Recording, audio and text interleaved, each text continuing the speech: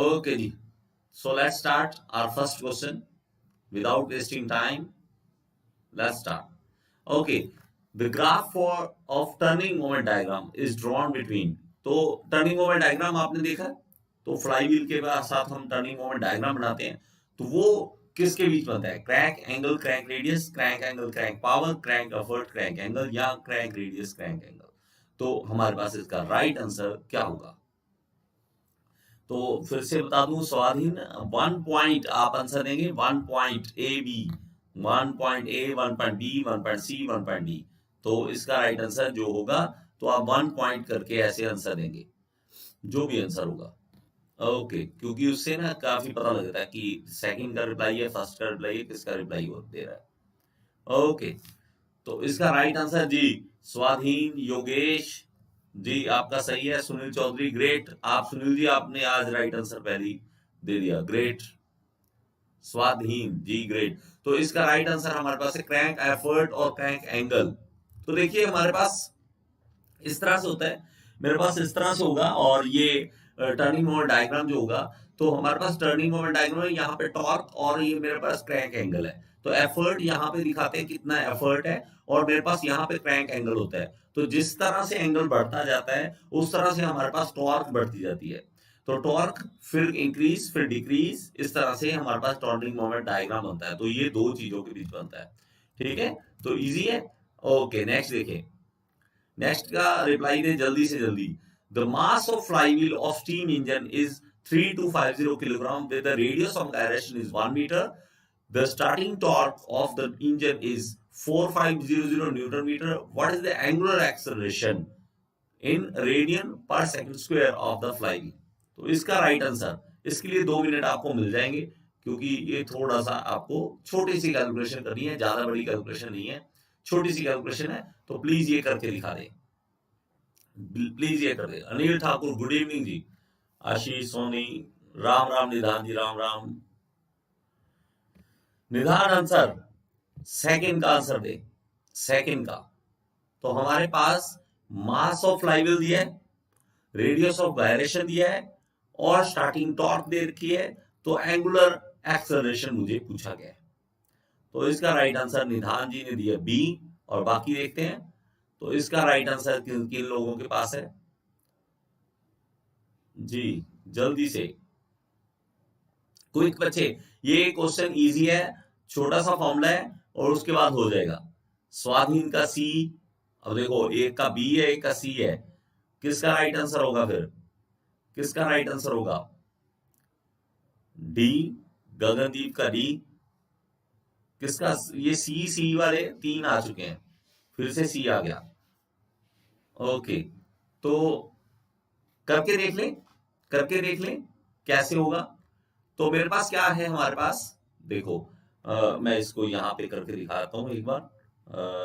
Okay, तो मेरे पास क्या है कि एक पेन ले लेते हैं, और पेन से हम कर लेते हैं। तो मेरे पास क्या है, फॉर्मूला क्या है? फॉर्मूला सिर्फ ये है, T is equal to I, T torque जो है वो क्या होता है? आई अल्फा, आई अल्फा होता है, ठीक है। आई अल्फा का मतलब क्या है? आई क्या है हमारे पास? आई हमारे पास है ये हमारे पास मोमेंट ऑफ इनर्शिया। तो मोमेंट ऑफ इनर्शिया कैसे निकाल सकते हो? वो निकाल सकते हो M R square. I is equal to क्या होता है हमारे पास? एम आर स्क्वायर होता है। तो एम आर स्क्वायर, तो इसको पहले करके देख लो, एम आर स्क्वायर करके देख लो, ठीक है। एम आर स्क्वायर करके देखो, तो एम आर स्क्वायर एम के स्क्वायर एग्जैक्टली सेम। तो हमारे पास ये आई निकल जाएगा, और टी दिया हुआ है हमारे पास, तो टी अपॉन आई कर देंगे, टी अपॉन आई करेंगे तो अल्फा निकल जाएगा।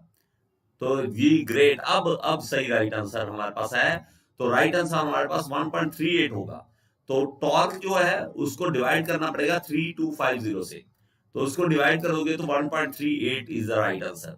1.38 is the right answer. Great, जिन्होंने डी राइट आंसर सही है उनका सही है, सी नहीं है, सी नहीं है इसका। Rotary internal combustion engine is the inversion of, किसका इन्वर्जन है जी? रोटरी इंटरनल कंबस्टन इंजन किसका इन्वर्जन है? 4 बार लिंक चेन का, डबल स्लाइडर क्रैंक चेन का, सिंगल स्लाइडर क्रैंक मैकेनिज्म का, या रॉकर क्रैंक मैकेनिज्म का? तो किसका है, किसका है? 3 पॉइंट, 3 पॉइंट इन्वर्जन पूछा है, मतलब इन्वर्जन मतलब हमारे पास ये 4 बार तो है ही है, लेकिन किसका है, डबल का है, सिंगल का है, या किसका है जी।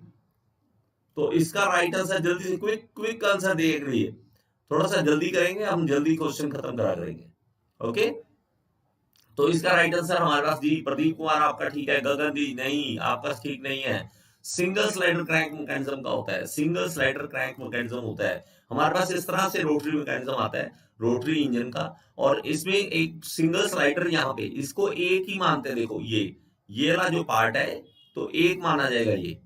तो हमारे पास ये यहाँ पे सिंगल स्लाइडर लगा हुआ है, ये सिंगल स्लाइडर है, तो सिंगल स्लाइडर का हमारे पास एग्जांपल होता है। Okay, single slider crank mechanism होता है हमारे पास।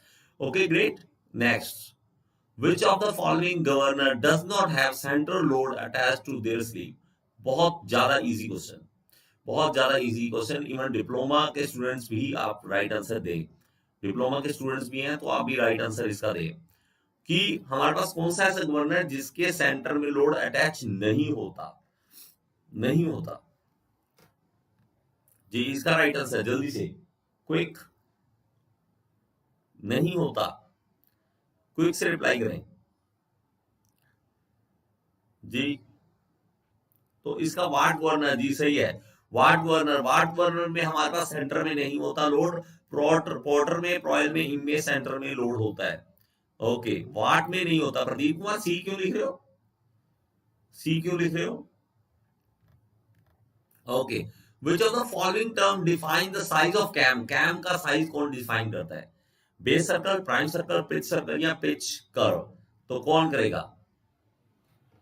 Fifth, 5 point, 5 point right answer, 5 point वाले, 5 पॉइंट, 5 पॉइंट जी। इसका राइट आंसर मुझे लगता है सबको पता होना चाहिए, इजी क्वेश्चन। तो हमारे पास बेस सर्कल जो होता है, बेस सर्कल साइज डिफाइन करता है कैम का।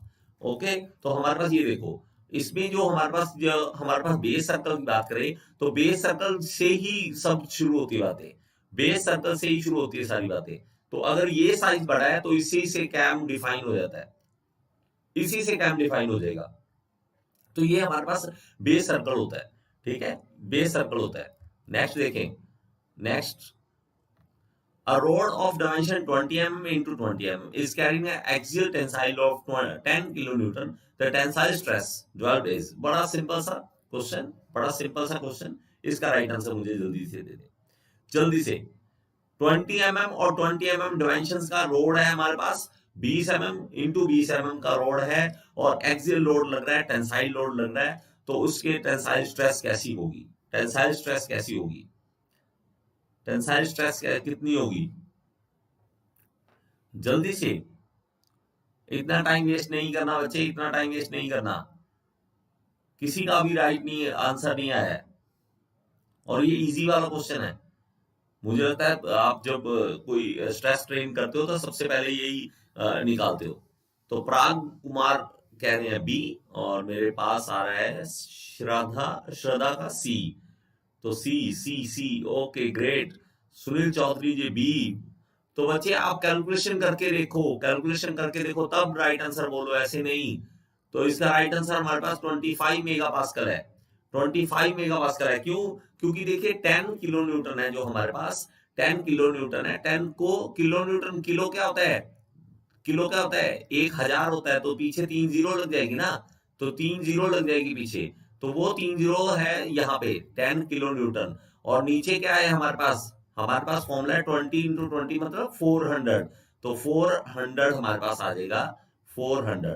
तो हम इनको 2 जीरो का कट कर देंगे, 2 जीरो का कट करने के बाद यहाँ से 2 जीरो कट होगी, तो ये मेरे पास 100 डिवाइड बाई 4, तो 25 is the right answer, 25 is the right answer, ठीक है। Okay, triple point on PV diagram, PV diagram पे ट्रिपल पॉइंट क्या होता है? गैस वेल्डिंग सिखा दो सर, गैस वेल्डिंग का जो वीडियो है वो देख सकते हो आप, सिखाना प्रैक्टिकल में पॉसिबल नहीं है, प्रैक्टिकली पॉसिबल नहीं है। हेमंत घोष, प्रैक्टिकली नहीं पॉसिबल, जो मेरी वीडियोस है आप वेल्डिंग वाली वो वीडियो देख सकते हो। तो इसमें क्या होता है, बहुत ठीक हूँ सर, ये इसका राइट आंसर। तो इसका हमारे पास पीवी में एक लाइन होती है, एक लाइन होती है, देखिए पी, हमारे पास पीवी डायग्राम होता है, पीटी डायग्राम होता है। पीटी में पॉइंट है तो पीटी वैसे भी पॉइंट ही बन रहा है, तो मैं कैसे लिखता हूं, पी, पी और टी होता है ना हमारे पास, तो पी और टी में क्या है, पॉइंट, तो ये पॉइंट ही बन जाता है। तो लेकिन पीवी में मेरे पास एक लाइन होता है, तो ट्रिपल पॉइंट एक लाइन है पीवी में, ठीक है, इसको याद कर ले। Which gas will produce highest efficiency in idle Otto cycle for some same compression ratio? ये वही जवाब दे सकता है जिसने ये क्वेश्चन पढ़ा हुआ है, जिसने ये क्वेश्चन पढ़ा है वही कर सकता है। सीएनसी के लिए कोई बुक, सीएनसी मेरे बस से बाहर है बच्चे, सीएनसी मैंने कभी पढ़ा ही नहीं है। मेरे जब मैंने डिप्लोमा किया था 2003 से 2006, तो उस टाइम में सीएनसी मेरे पास था ही नहीं, तो सीएनसी मैंने नहीं किया होगा, तो इसके बारे में मुझे थोड़ा कम पता है। ओके, तो इसका राइट आंसर, इसका राइट आंसर दोबारा कहूंगा, जिसने पढ़ा है सिर्फ उसको ही पता है। ओके, देखो अब रॉन्ग भी इसमें आने लग गया आंसर, तो जी ग्रेट सी, हीलियम जो होता है इसको याद कर लो, हीलियम, हीलियम ए एच लॉन लॉन, ये गलत है, इसे ए या बी नहीं है, सी है, हीलियम है। तो हीलियम ऑटो साइकिल में सबसे अच्छी एफिशिएंसी देगा, ठीक है। वो अलग बात है कि हम यूज करें ना करें, वो अलग चीज है, लेकिन आइडियली, आइडियल केस में, आइडियल ऑटो साइकिल के केस में हीलियम अच्छा रहता है। ओके, आगे देखिए, dash is commonly use for making house hold utensils, तो ये भी रटाफिकेशन वाला क्वेश्चन, रटाफिकेशन वाला है, रटाफिकेशन वाला है। तो ये क्या है, ये हमारे घरों में जो यूटेंसिल्स बनते हैं वो किससे बनते हैं, ड्यूरेलियम, हीलियम, गामा अलॉय या मैग्नीशियम। तो इसका राइट आंसर क्या होगा जी, इसका इसका है हीलियम, तो B is the right answer. जिन्होंने बी दिया शाबाश, बी राइट आंसर है, बी, जतिन गुप्ता जी सब, ये प्रदीप कुमार ग्रेट। तो द 10th का बताइए, dash obtain by isothermal hardening operation, isothermal hardening operation करना है। आइसोथर्मल में हमारा तो टेम्परेचर सेम रहता है, उसमें हार्डनिंग प्रोसेस में क्या बनेगा, सीमेंटाइट, सोर्बाइट, एक्युलर ट्रूसाइट या बेनाइट, तो इसमें क्या बनेगा हमारे पास, इसमें क्या बनेगा, तो आइसोथर्मल हार्डनिंग करनी है, जब आइसोथर्मल हार्डनिंग करनी है, 10 का 10 का 10 का right answer. Sir gas welding की थ्योरी बता दूंगा बच्चे, अगर मेरे पास वीडियो, आप वेल्डिंग वाली वीडियो देख लो एक बार, मिल जाएगी उसमें, वेल्डिंग, गैस वेल्डिंग का मिल जाएगा आपको, गैस वेल्डिंग का मिल जाएगा।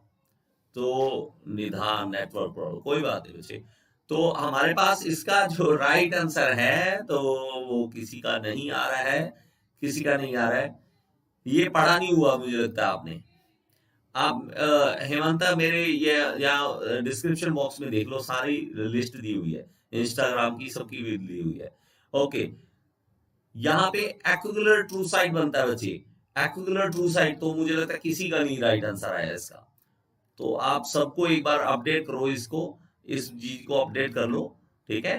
तो ये आइसोथर्मल क्या है, आइसोथर्मल बच्चे जिसमें हम टेम्परेचर कांस्टेंट रखने की कोशिश करते हैं, कोशिश कभी नहीं होता, आइसोथर्मल कभी भी नहीं होता, लेकिन हमारी कोशिश होती है कि हार्डनिंग करनी है। हार्डनिंग क्या होता है, जब हम गर्म करते हैं किसी चीज को और उसको ऑयल में क्वेंच कर दें या वाटर में क्वेंच कर दें, तो अचानक से जब ठंडा करते हैं ना, जैसे मैंने एग्जांपल दी हुई है, आप मेरी वीडियो देखना, उसमें क्या कर रहे एग्जांपल दिया आप ना, मोस्टली ये होता था कि मान लो सर्दियों के दिन है, बहुत ज्यादा गर्म पानी से आप नहा के बाहर निकल गए, और उसके बाद बाहर जैसे ही निकले, हॉस्टल में खास करके पंगे लेते हैं, ठंडा पानी आपके ऊपर डाल दिया जाए तो क्या हो जाएगा, वहीं हार्ड हो जाएगा, वहीं आप जम जाओगे, तो वो हार्डनिंग प्रोसेस होती है।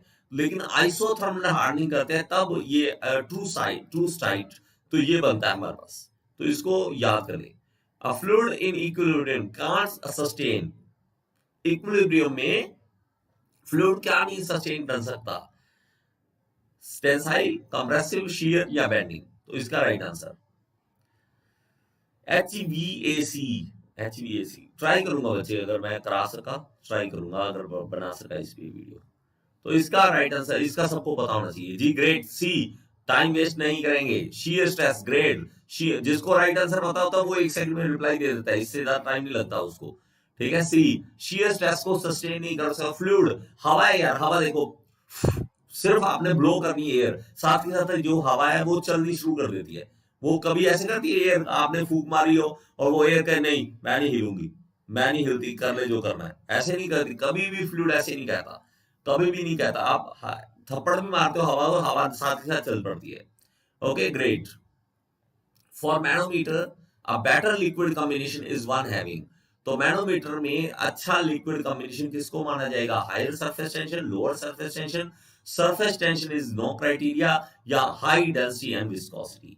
तो इसका बताइए जी हमारे पास 12 का 12 का हमारे पास क्या होगा? 12 का क्या होगा जी? ए बोल रहे हैं, और ए सुनील चौधरी बी, तो डी ए। देखो कितना ये दिक्कत आती है हमें, मतलब बेसिक क्वेश्चन भी हमें नहीं पता है, बेसिक क्वेश्चन नहीं पता है हमें। तो हमारे पास सरफेस टेंशन नहीं होनी चाहिए बच्चे। लो हमारे पास जो इसके अंदर मैनोमीटर के अंदर लिक्विड जो यूज करते हैं, सरफेस टेंशन कम होनी चाहिए, लोअर सरफेस टेंशन होनी चाहिए। इस सरफेस टेंशन के कारण प्रॉब्लम आती है, तो इसलिए हम क्या करते हैं कि सरफेस टेंशन कम से कम हो। ओके ओके जी। देखो क्रिटिकल वेलोसिटी किसे कहेंगे? Velocity above which the flow ceases to be streamlined, या velocity higher than sound, velocity less than streamline, या नन ऑफ द अबव। तो ये क्रिटिकल वेलोसिटी किसे कहेंगे? जैसे एयर की हमारे पास वेलोसिटी है, या हमारे पास वाटर की है, मतलब फ्लूइड्स की क्रिटिकल वेलोसिटी किसे कहेंगे? क्रिटिकल वेलोसिटी किसे कहेंगे?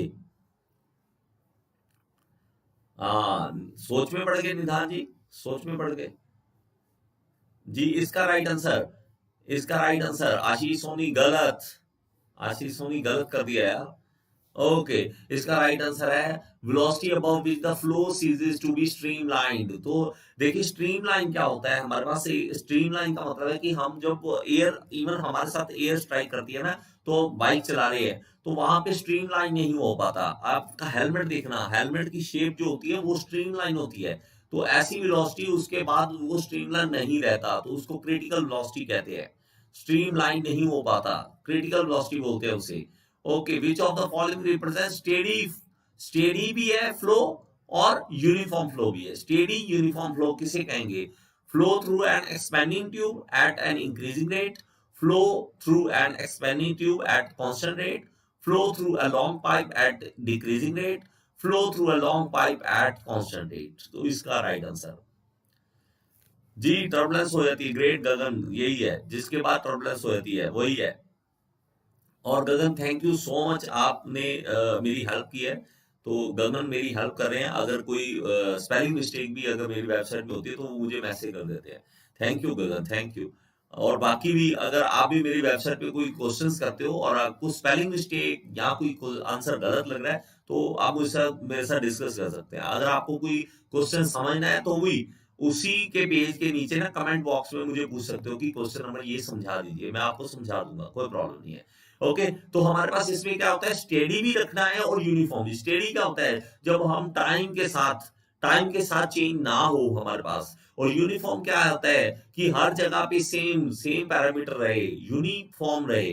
तो हमारे पास flow through a long pipe at constant rate, ये हमारे पास एक लॉन्ग पाइप में और कांस्टेंट रेट के साथ चले, तो उसको हम कहते हैं स्टेडी और uniform flow. Chezy's equation is used to determine, Chezy's equation किस लिए यूज की जाती है जी बताइए? Velocity of flow in open channel, velocity of flow in pipe, flow over weirs, या डिस्चार्ज थ्रू नॉच। तो इसका राइट आंसर बताइए जी। तो हमारे पास चेजेस इक्वेशन क्यों यूज की जाती है? चेजेस 15 पॉइंट, इसका राइट आंसर क्या होगा? 15 का राइट आंसर क्या होगा? कोई बात नहीं निधान, नेटवर्क प्रॉब्लम मैं मान सकता हूँ, नेटवर्क का इशू चलता रहता है जी। इसका राइट आंसर क्या होगा जी? ग्रेट गगन, आपकी बहुत ज्यादा नॉलेज इंक्रीज हुई है, मुझे लग रहा है काफी इन दिनों में मैंने देखा है कि आपने चेंजेस आए यहाँ पे। प्रदीप कुमार आप बहुत अच्छा कर रहे हो, प्रदीप कुमार से बहुत ज्यादा इंप्रेस हूँ। जतिन गुप्ता जी आप बहुत अच्छा करते हैं। तो ये स्टूडेंट कुछ ऐसे हैं जो डेली क्लास लगाते हैं और डेली उनके इम्प्रूवमेंट भी चल रही है। सुनील चौधरी मैं आपकी इम्प्रूवमेंट देखना चाहूंगा, ठीक है? इम्प्रूवमेंट देखना चाहूंगा आपकी।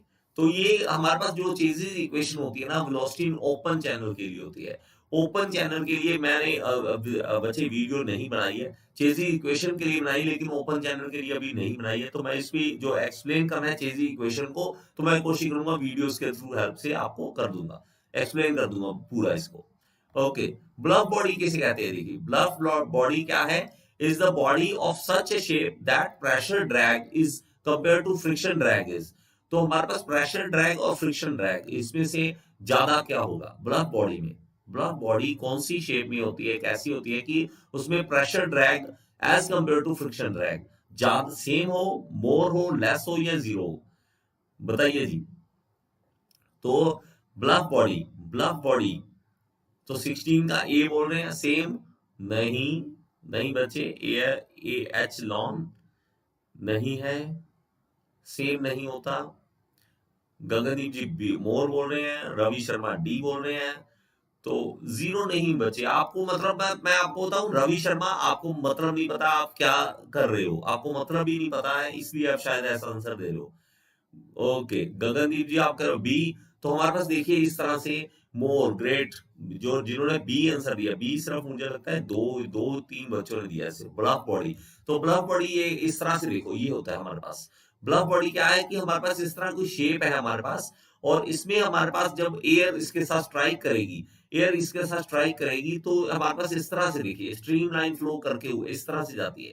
तो हमारे पास इसमें दो फोर्सेज आ जाती हैं, दो फोर्सेज आती है, एक होती है जिसको हम कहेंगे प्रेशर, ठीक है, प्रेशर ड्रैग, और ठीक है प्रेशर, और दूसरा होता है फ्रिक्शन ड्रैग, दो होती है। तो इसमें प्रेशर ड्रैग जो वैल्यू होगी वो ज्यादा होगी as compare to friction drag, ठीक है। फ्रिक्शन हमारे पास क्या होगा, इसके साथ टच करते हुए जो फ्रिक्शन बनेगा, और प्रेशर ड्रैग इसके ऊपर प्रेशर के कारण हमारे पास फ्लो के कारण बनेगा। तो हमारे पास जो प्रेशर ड्रैग है वो ज्यादा होगा फ्रिक्शन ड्रैग से, अगर ब्लफ बॉडी है तो। Okay, rate of change of momentum represent change of momentum.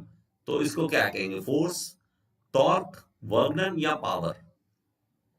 तो बताइए जी, rate of change of moment of momentum. तो ये बहुत बार आया हुआ है, एसएससी में बहुत बार ये क्वेश्चन पूछा हुआ है। एसएससी में बार बार देखिए आप पुराने पेपर ना एक बार जरूर देखो, उसमें देखोगे कि बार बार ये दिया हुआ है, बार बार हमारे पास ऐसा आया हुआ है। तो इसका बताइए जी। सैम, ठीक है, दीपक कुमार साहू, पढ़ो बच्चे, पढ़ाई नहीं कर रहे हो, पढ़ाई नहीं कर रहे हो, तो ये ग्रेड गगनदीप जी गलत हो गया। तो हमारे पास टॉर्क होता है बच्चे, मोमेंट ऑफ मोमेंटम जो होता है हमारे पास वो टॉर्क होता है, टॉर्क। तो कितनी उसके मोमेंटम में मोमेंट है, चेंज है, तो उस मोमेंट को रेट ऑफ, रेट है, rate of change of moment of momentum, उसको हम टॉर्क बोलते हैं। और ये आप मानोगे एसएससी में बहुत बार रिपीट हो चुका है, बहुत बार रिपीट हो चुका है। इस क्वेश्चन को आप प्लीज थोड़ा सा ध्यान से याद कर लो एक बार, और आपको दिखेगा ये कहीं ना कहीं, ये क्वेश्चन ये दिखेगा आपको। Okay, Coke is produce by, Coke कैसे प्रोड्यूस की जाती है, कोक कैसे प्रोड्यूस की जाती है? इसका राइट आंसर बताएं जी, इसका राइट आंसर। तो ये A B C D, polarized coal in inert atmosphere heating wood in a limited supply of air at temperature below 300, या strongly heated coal continuously for about 48 hours in the absence of air binding the polarized coal into the briquettes। तो ये ना 10th class में भी पढ़ा हुआ है, मुझे लगता है ये 10th में भी पढ़ा हुआ है। तो 48 घंटे के लिए एब्सेंस ऑफ एयर में जब हम कोल को हीट करते हैं वो कोक बन जाता है। कोक ज्यादा अच्छी चीज है, ज्यादा हाई क्वालिटी वाली हमारे पास होती है, कोक हम यूज करते हैं, कोल नहीं यूज करते, कोक यूज करते हैं। तो कोक पहले बनाना पड़ता है हमें, तो ये हमारे पास कोक होता है। नेक्स्ट देखिए, eight which pressure the property of water and steam becomes identical. तो स्टीम और मेरे पास वाटर, इन दोनों की जो प्रॉपर्टीज है वो सेम हो जाती है।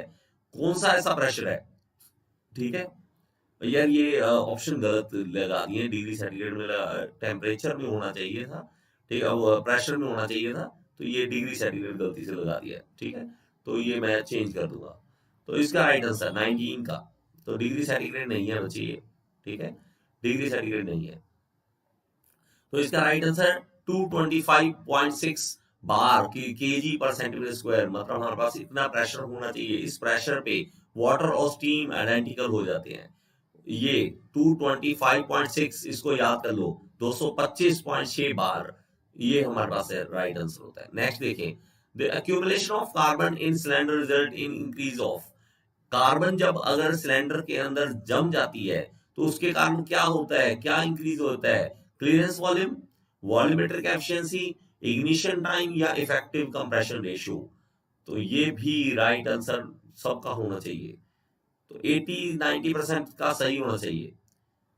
कोई एक दो क्वेश्चन देखो, हर बार मैं ऐसे एक दो क्वेश्चन लाता हूं जो बिल्कुल किसी को ना आते हो, तो कोशिश ऐसा होता है कि एक दो क्वेश्चन ऐसे वही चेंज डाल आते हैं। पूरे पेपर भी जब बनता है ना तो उसमें ऐसे क्वेश्चन डाले जाते हैं, कुछ ऐसे क्वेश्चन होते हैं जो सबको आते हैं, कुछ ऐसे क्वेश्चन होते हैं जो बहुत कम लोगों को आते हैं। वही क्वेश्चन डिसाइड करते हैं कि किसकी सिलेक्शन होनी, किसकी नहीं होनी है, किसकी सिलेक्शन होगी, किसकी नहीं होगी। और जैसे कि ये एक आसान क्वेश्चन लेकिन फिर भी कईयों ने गलत कर दिया है। तो effective compression ratio, effective compression ratio, तो हमारे पास कंप्रेशन रेशियो जो है वो इंक्रीज कर जाती है, क्योंकि कार्बन जो है वो अंदर जम जाएगा और उसके वॉल्यूम पे, स्वेप्ट वॉल्यूम पे और हमारे पास क्लियरेंस वॉल्यूम पे उस पे इफेक्ट करेगा, उसके कारण कंप्रेशन रेशियो है जो वो इंक्रीज कर देगी। ओके जी, जल्दी खत्म कर दिए, टाइम वेस्ट तो नहीं किया मैंने आपका, टाइम वेस्ट नहीं करना मुझे ये लगता है, ठीक है। मुझे मैं कईयों के देखता हूँ कि 15-20 क्वेश्चन और एक एक घंटे के बैठे हैं, तो एक एक घंटे नहीं लगाएंगे, जल्दी से खत्म किया और नेक्स्ट में जाएंगे। और यहाँ पे देखो फिर से दोबारा बताता हूँ, अगर किसी ने क्वेश्चन पूछना है, किसी ने कोई गलती मेरी निकालनी है, निकालो, मैं चाहता हूँ आप मेरी हेल्प करो। यहाँ पे लिख दिया करो कि सेट के नीचे ये देखो ये सेट है, दैट योर क्वेश्चन, जैसे मैं यहाँ पे लिख रहा हूँ कि यहाँ पे डिग्री सर्टिफिकेट नहीं आना, तो मैं लिख देता हूँ क्वेश्चन नंबर, तो हमारे पास कितना था 19, तो 19, तो मैं लिख देता हूँ कि question number 19 there is a problem, there is a problem, तो मैं लिख देता हूँ degree centigrade is centigrade to be replace, तो ऐसे लिख देता हूँ, ठीक है, रिप्लेस करना है बाय प्रेशर यूनिट, तो मैं ये इसके लिख के और पोस्ट कमेंट कर दूंगा तो मेरे पास आ जाएगा, ठीक है, तो मेरे पास आ जाएगा। तो इसलिए प्लीज आप जी, मैं ठीक है माइक का यूज कर लूंगा बच्चे, माइक मुझे लगता है लैपटॉप की जरूरत नहीं होती, लिखते देखते हैं, तो ये मुझे कर दिया करो, ठीक है। गगन जी क्वेश्चन पूछ लो बच्चे, अगर कोई क्वेश्चन है तो, ओके, बाकी आप कर सकते हो। Sir BMD Pradeep Kumar, BMD SMD पूरा करवाया हुआ है मैंने, पूरा करवाया हुआ है, पूरा मैंने करवा रखा है, क्यों ऐसे करते हो। देखो यहाँ पे अगर मैं यहाँ पे लिख देता हूँ ना, मान लो किसी गूगल पे भी लिखता हूँ ना, तो S F D share S F D BMD, तो ऐसे लिखने के बाद मैं लिखता हूँ गियर इंस्टीट्यूट मेरे चैनल का नाम रखता हूँ, तो मेरे पास वीडियो आ जाती है, ठीक है, जो वीडियोस जो है वो मिल जाती है हमें, तो गियर इंस्टीट्यूट की वीडियोस, तो आप वीडियोस में जाओगे तो ये देखो, ये ऊपर ही पड़ी है वीडियोस, ये देखो, आप कहते हो कराना है, ये देखो, okay, in order to calculate specific fuel consumption which two operators will be used, तो हमारे पास स्पेसिफिक फ्यूल कंबस्शन जो है, तो देखो हमारे पास इसमें मैंने वीडियो भी बना रखी है स्पेसिफिक फ्यूल कंजम्पशन यूज करने का, कैलकुलेट करने के लिए, तो ये ठीक है, ठीक है प्रदीप कुमार ठीक है, तो ये वीडियो बना रखी है यार, पूरी सीरीज है इस पे, एपिसोड देखो, मैं कम से कम मुझे मुझे लगता है मैंने कितने ही देखो एपिसोड है मेरे, तो बहुत सारे मैंने पूरा क्लियर कराया हुआ है, ऐसे मत करो यार, जो चीज करवा रखी है वो चीज करा करो, ठीक है जी, okay okay, thank you thank you thank you, मैं करता हूँ 1 मिनट, ओके जी। क्या करें Gagan, dynamometer and flowmeter and tachometer, dynamometer and tachometer, flowmeter and thermometer, ये क्या है, थर्मोमीटर कहाँ से आ गया, ठीक है मैं करता हूँ बच्चे, आपका इसमें डाल दूंगा जी। गेट के लिए नहीं इनफ है, मैं पहले बता दूं, गेट के लिए नहीं है इनफ मेरी क्लास, गेट के लिए नहीं, ये जेई के लिए इनफ है, मैं पहले कर रहा हूं कि ये जेई के लिए इनफ है मेरी क्लास, आप गेट के अगर एस्पिरेंट है तो आपके लिए नहीं है, बहुत आप बेसिक लेवल पे है, ये जेई लेवल पे मैं पढ़ाता हूँ, गेट लेवल पे नहीं टीच कर रहा। Okay, thank you so much, कल फिर मिलेंगे।